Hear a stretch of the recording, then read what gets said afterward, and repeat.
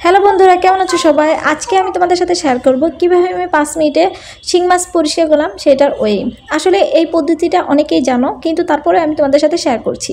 যারা জানো না তাদের জন্য অনেক উপকার হবে। এজন্য প্রথমে আমাকে শিং মাছগুলো মেরে নিতে হবে, কারণ হচ্ছে শিং মাছ যদি তাজা থাকে সেই অবস্থায় কোটাও পসিবল না শিং মাছটা। এজন্য আমি শিং মাছগুলোতে কিছু লবণ দিয়ে নিব, লবণ দিয়ে কিছুক্ষণ আমি রেখে দিব। রেখে দিলে দেখা যাবে শিং মাছ কিছুক্ষণের ভিতরে মারা গেছে।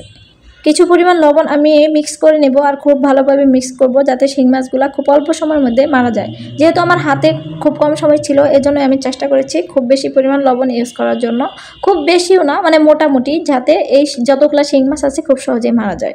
কিছুক্ষণের জন্য এটাকে ঢেকে রাখবো। ঢেকে রেখে আমি এদিক দিয়ে এর জন্য যা কিছু লাগবে সেই উপকরণগুলো আমি রেডি করতেছি। এর জন্য আমাকে লাগবে পেঁপের খোসা। এই পদ্ধতিটা অনেকেই জানেন, আমি এই জন্য পেঁপের খোসাটা খুব সুন্দরভাবে ছুলে নিচ্ছি। এই পেঁপের খোসা অনেকেই ব্লেন্ডার করে তারপর শিং মাছের মধ্যে দিয়ে থাকে। যেহেতু আমার শিং মাছের পরিমাণ খুব অল্প ছিল, তাই আমি ব্লেন্ডার করে নাই, কুচু কুচু করে কেটে দেন আমি শিং মাছে ইউজ করেছি। এই যে দেখতেই পাচ্ছেন কি পরিমাণ আমি আসলে খোসা নিয়েছি, খুব অল্প পরিমাণ, কারণ আমি খোসাটা ছোলাতে আমার খুব কষ্ট হচ্ছিল। আর এদিক দিয়ে দেখেন শিং মাছগুলো একেবারেই মারা গিয়েছে। এখন আমি এই শিং মাছের মধ্যে খোসাগুলো খুব সুন্দরভাবে অ্যাড করে দিব আর হাত দিয়ে কিছুক্ষণ মাখিয়ে নেব। কারণ আমি যেহেতু ব্লেন্ডার করে দেই নাই, এজন্য আমি হাত দিয়ে কিছুক্ষণ মাখাবো। কিছুক্ষণ মাখানোর পর দেখা যাবে যে অটোমেটিক এটার গায়ে থেকে যে কালো দাগগুলো ছিল সেগুলো উঠতে শুরু করব। আর এজন্য আমি কিছুক্ষণ অপেক্ষা করব। এগুলো খুব সুন্দরভাবে মাখিয়ে আমি ঢেকে রেখে দেব। কিছুক্ষণ ঢেকে রাখার পরেই দেখবেন শিং মাছগুলো একেবারে দবদবে সাদা হয়ে গেছে। যেহেতু আমি ব্লেন্ডার করে দিই নাই, এই জন্য আমাকে একটু কিছু বেশি পরিমাণ মাখানো হচ্ছে। আপনারা যদি ব্লেন্ডার করে দেন তাহলে কিন্তু আপনাদের এত পরিমাণ বেশি মাখাতে হবে না। শুধুমাত্র ব্লেন্ডারের গুলা আপনার শিং মাছের উপরে দিয়ে রাখবেন, একটু হালকা মাখিয়ে দিবেন, কিছুক্ষণ পরে এসে দেখবেন একদম সাদা হয়ে গেছে। আসলে এই প্রসেসটা সত্য, আপনারা ইউজ করতে পারেন। যারা শিং মাছ কুটার ভয়ে আর শিং মাছ পরিষ্কারের ভয়ে শিং মাছ খেতে চাচ্ছেন না, তাদের জন্য খুবই কার্যকর একটা পদ্ধতি। যারা এই পদ্ধতিটি জানে না, অবশ্যই বাসায় একদিন ট্রাই করবেন। আমি 100% শিওর আপনাদের শিং মাছ একেবারে দবদবে সাদা হয়ে যাবে। আমি কিছুক্ষণ পরে এসে দেখাচ্ছি আসলে শিং মাছের অবস্থাটা কীরকম হয়েছে। এই যে দেখেন ফাইনালি শিং মাছের লুক। এটা আমি কিন্তু খুব ভালো করে মাখিয়ে নিয়েছি। কালো দাগগুলো একেবারে উঠে গেছে, একেবারে দবদবে সাদা হয়ে গেছে। এই পদ্ধতিতে আপনারা শিং মাছ পরিষ্কার করেন। যারা এখনও এইভাবে শিং মাছ পরিষ্কার করেন নাই, তাদের জন্য মূলতটা ভিডিওটি। আর যাদের ভালো লেগেছে ভিডিওটি, অবশ্যই লাইক, কমেন্ট এবং শেয়ার করে দিবেন। যারা এখনও এই প্রসেস ফলো করে শিং মাছ পরিষ্কার করেন নাই, আমি বিশ্বাস করি তাদের একটু হলেও আসলে উপকার এসেছে। ভালো থাকবেন সবাই, আল্লাহ হাফেজ। দেখতে দেখতে কিন্তু নতুন বছর চলে আসলো।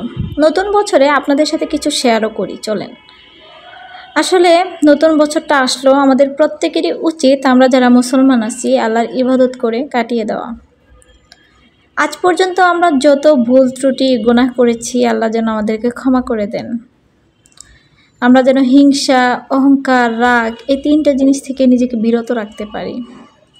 এই 3টা জিনিস মানুষকে কিন্তু একেবারেই ধ্বংস করে দেয়। এটা আসলে আমাদের প্রত্যেকেরই করা উচিত। আমি নিজেও আসলে পারি কিনা জানি না, তবে আপনারা দোয়া করবেন যাতে আমি এগুলা থেকে নিজেকে বিরত রাখতে পারি। হিংসা, অহংকার, রাগ, ক্রোধ, সবগুলা থেকে যেন নিজেদেরকে আমরা বিরত রাখতে পারি। আল্লাহর কাছে বেশি বেশি তওবা পড়ি, 5 ওয়াক্ত নামাজ পড়ার চেষ্টা করি আমরা যারা মুসলমান আছি। দুনিয়ায় বা কতদিন, আসলে যতদিন যাচ্ছে ততদিন বুঝতে পারতেছি এত ব্যস্ততা, কাজ কিন্তু কখনোই শেষ করা যায় না। সারাদিন কাজ করি তবু শেষ হয় না। কিন্তু দেখেন আমরা কতটা অলস, নামাজের জন্য আমাদের 10 মিনিটও সময় হয় না। হ্যাঁ, নামাজ পড়ে অনেকে, আমরাও পড়ি মাঝে মাঝে, কিন্তু আবার পড়িও না। আল্লাহ যেন আমাদের হেদায়েত দান করে, আমরা যেন নামাজের জন্য সময় ব্যয় করতে পারি। আর একটা কথা, আপনারা কখনো দান সদকা করতে কৃপণতা করবেন না। দেখেন এই জায়গায় আল্লাহ পাক কখনোই কৃপণতা করতে বলেন নাই। এটা আমাদের উচিত, কখনোই যেন আমরা দান সদকা করতে যাই কৃপণতা না করি, বেশি বেশি দান সদকা করি। কারণ আপনি মারা যাওয়ার পর আপনার কোন দান সদকা আপনার কাজে লাগবে আপনি এটা কিন্তু বুঝতে পারবেন না। তাই বেশি বেশি দুনিয়াতে যার যেরকম সামর্থ্য আছে সেই অনুযায়ী বেশি বেশি দান খায়রাত করেন, বেশি বেশি আস্তাগফিরুল্লাহ পড়েন। 2024 সাল, কত সাল আমাদের লাইফ থেকে চলে গেছে।